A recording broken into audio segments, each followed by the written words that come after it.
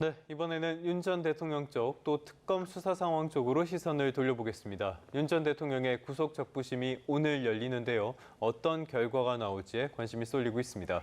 네, 이와 함께 3대 특검 수사 상황까지 짚어보겠습니다. 임주혜 변호사 나오셨습니다. 어서 오세요. 어서 오세요, 변호사님. 지금까지 윤 전 대통령 갑자기 얼굴을 보기가 힘들었었는데 오늘 구속 적부심에는 직접 출석할 예정이라고 해요. 어떤 논리를 내세울 걸로 보십니까? 현재로서는 어제는 이 공판에도 출석을 하지 않았지만 구속 적부심에는 출석할 가능성이 높아 보입니다. 일단 출석의 의사를 비치기도 했었고요. 앞으로 구속 상태에서 쭉 수사와 이 재판을 이어가느냐, 불구속 상태에서 재판을 받을 것이냐를 결정할 수도 있는 굉장히 중대한 시점이라고 보기 때문에 직접 윤석열 전 대통령이 구속 적부심에 출석을 해서 특검 측의 무리한 수사라는 부분을 강조할 것으로 보이고요.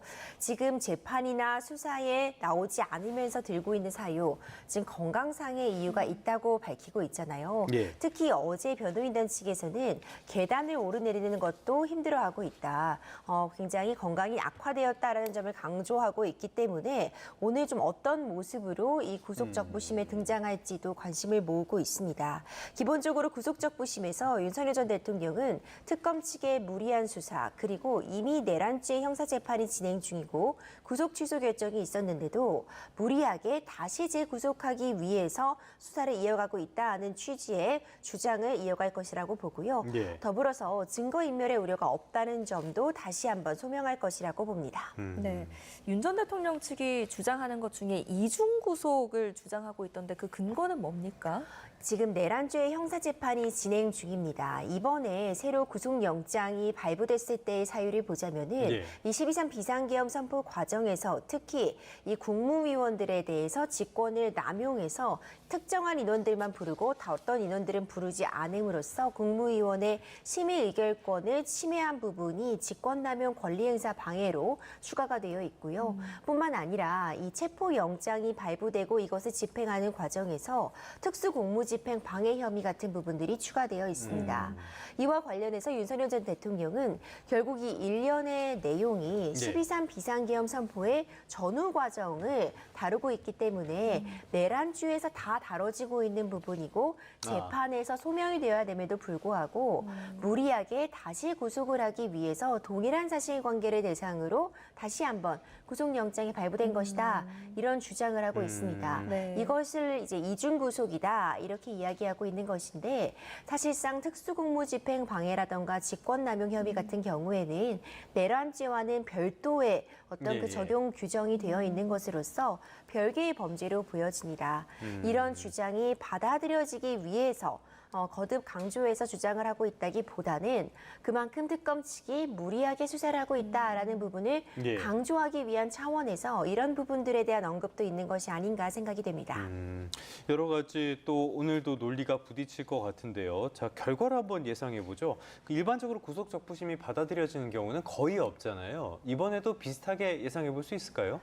구속 적부심이 인용되는 확률, 이 수치적으로 보자면 높지 않은 것이 현실입니다. 일반적으로 분석을 해봤을 때 6, 7% 정도다라는 이야기가 나옵니다. 사실상 구속영장이 청구되면은 일단 발부가 되었을 때 짧은 기간 내에 다시 구속 적부심을 신청한다고 해서 어떤 사정 변경이 인정되기 어려운 상황들이 있거든요.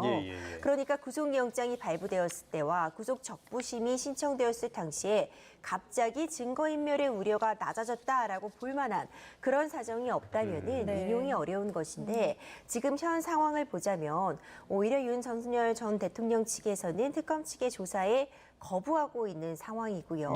그리고 일부 관련자들의 진술이 변화하고 있다라는 이야기가 들리고 있기 때문에 특검 측에서는 이를 증거인멸의 우려가 여전히 높다는 논리로서 사용하리라고 봅니다.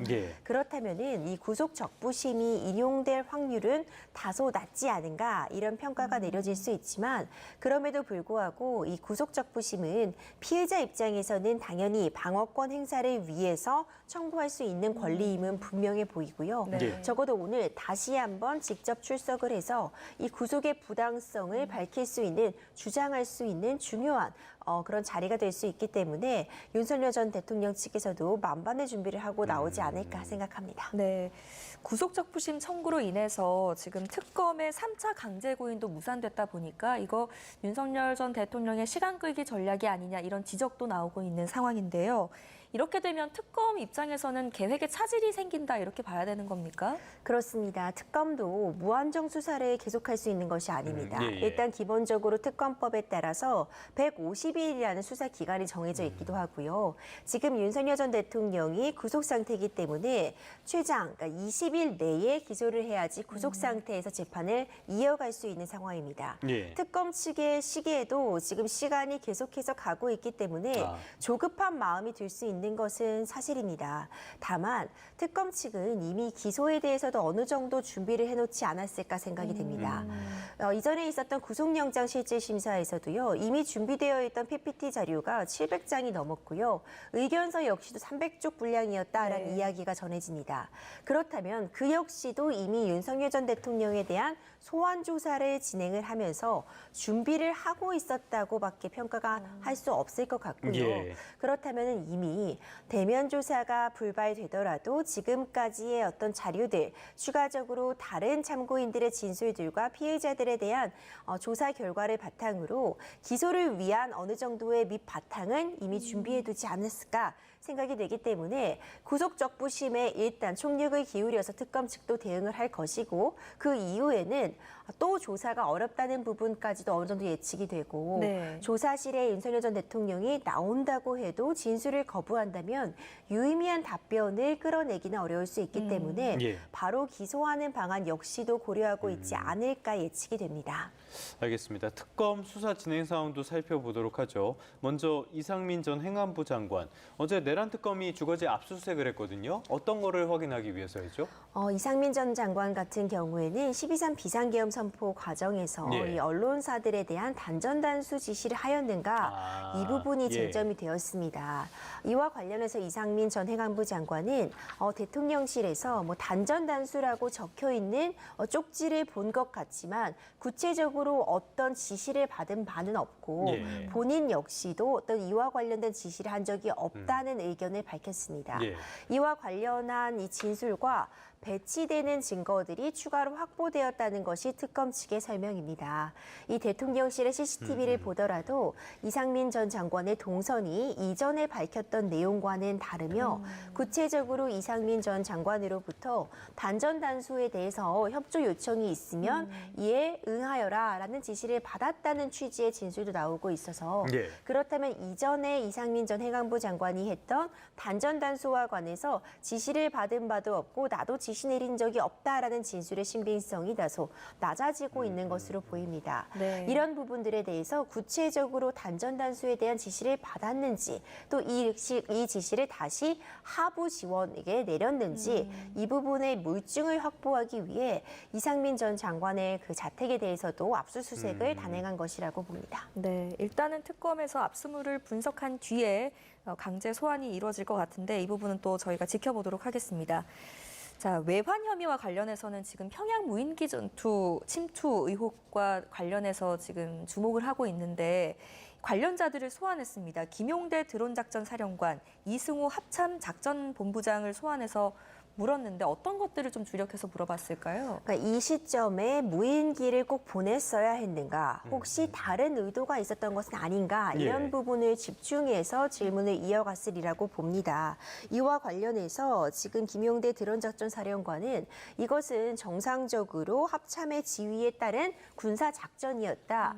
이런 지금 입장을 펴고 있습니다. 국가의 어떤 합법적으로 자위권을 발동한 것이고 이 비상계엄과는 무관하다라는 취지의 진술을 이어가고 있는데 특검 측은 이와 좀 다른 생각을 하고 있는 것으로 네. 보입니다.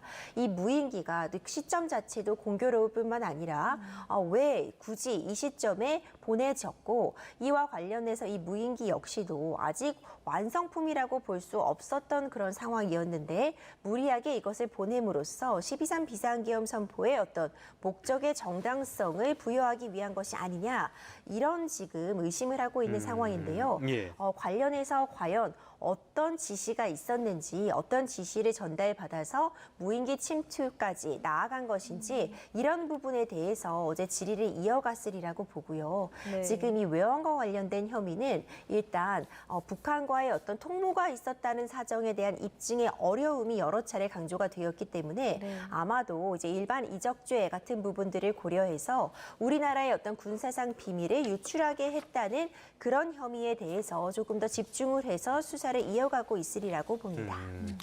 이번에는 김건희 특검팀으로 가볼까요? 어제 삼부토건 전현직 경영진들이 구속이 됐어요. 어떤 혐의로 구속이 된 겁니까? 결국 자본시장법과 관련해서 사기적 부정거래가 있었다는 혐의가 적용이 되고 있고 예. 네. 이와 관련해서 지금 이일준 회장과 이인근 전 대표에 대해서 영장이 발부가 되었습니다. 네. 삼부토건 같은 경우에는 일명 우크라이나 작전주로 지금 의심을 받고 있는 건데 우크라이나 재건 사업에 참여할 것이다라는 이야기가 나오면서 예. 단기간에 말 그대로 주가가 급등을 했습니다. 이 주가 급등 시기에 이 전현직 임원들이 막대한 시세 차익, 수백억 대의 수색 차익을 얻었다는 것이 지금 문제로 지적되고 있고 이와 관련된 혐의에 네. 대한 수사가 진행 중입니다. 과연 이와 관련해서 이 우크라이나 재건 사업에 참여할 능력도 없고 관련한 실체가 없음에도 불구하고 의도적으로 이런 부분들을 노출해서 네. 시세 차익을 얻으려고 한 것인지 이 부분에 대한 지금 수사가 집중되고 있고요. 여기서 끝나는 것이 아니라 이 과정에서 지금 김건희 여사와의 관련성이 문제가 되고 있습니다. 블랙펄 인베스트 이전 대표와 이 김건희 여사와의 연결고리에 의해서 네. 의도적으로 이런 삼부토건의 주가가 부양된 것인지 이 부분에 대한 지금 수사가 진행이 되고 있는 것입니다. 네. 자, 이기훈 삼국토건 부회장 겸 멜바이오텍 회장이 구속영장 실질심사에 불출석했다는 소식이 전해졌는데 지금 특검에서는 도주했다라고 의심을 하고 있습니다. 이후에 어떤 절차를 거쳐서 신병 확보를 하게 될까요? 맞습니다. 이 이기훈 삼부토건 부회장 같은 경우에는요, 이 우크라이나 재건주로 분류되면서 이제 급등하고 또 다시 또 급락하는 그 과정에서 네. 핵심적인 필세로서 역할을 한 것이 아니냐라는 그런 의심을 받고 있습니다. 그 시기 당시에 임명이 된 인사기도 하고 사실상 그림자 실세로서 분류가 되고 있었기 때문인데요. 구속영장 실질심사의 모습을 드러내지 않았습니다. 구속영장 실질심사는 본인의 방어권 행사를 위해서도 굉장히 중요한 의미를 갖는 자리인데 그럼에도 불구하고 출석하지 않은 것 자체가 굉장히 이례적이라고 평가할 수 있고요. 네. 변호인 같은 경우에도 이와 관련해서 지금 이기훈 부회장의 소재를 알 수 없다고 밝혔습니다. 이 자체가 사실 도주한 것이 아니냐라는 이야기가 나올 수밖에 없고 그렇다면 영장 발부 가능성이 당연히 높아질 수밖에 없습니다. 네. 이 구속의 사유가 사실상 도주의 우려가 있느냐, 증거인멸의 우려가 있느냐인데 네. 구속영장 실질심사에도 참여하지 않는다면 이 자체로서 증거인멸을 하고 있고 도주의 우려가 높다고 판단될 수밖에 없거든요. 결국 체포영장 등을 거쳐서 결국 신병을 확보하고 구속의 가능성을 훨씬 더 높인 상황이다. 이렇게 보여집니다. 결국에는 언제쯤 김건희 여사 쪽으로 수사의 칼끝이 향할 것인가 이 부분이 제일 관심사일 것 같은데요. 앞으로도 상황 계속 지켜보면서 저희도 전해드리도록 하겠습니다. 오늘은 3대 특검 수사 상황 임주혜 변호사와 함께 자세히 알아봤습니다. 오늘 말씀 잘 들었습니다.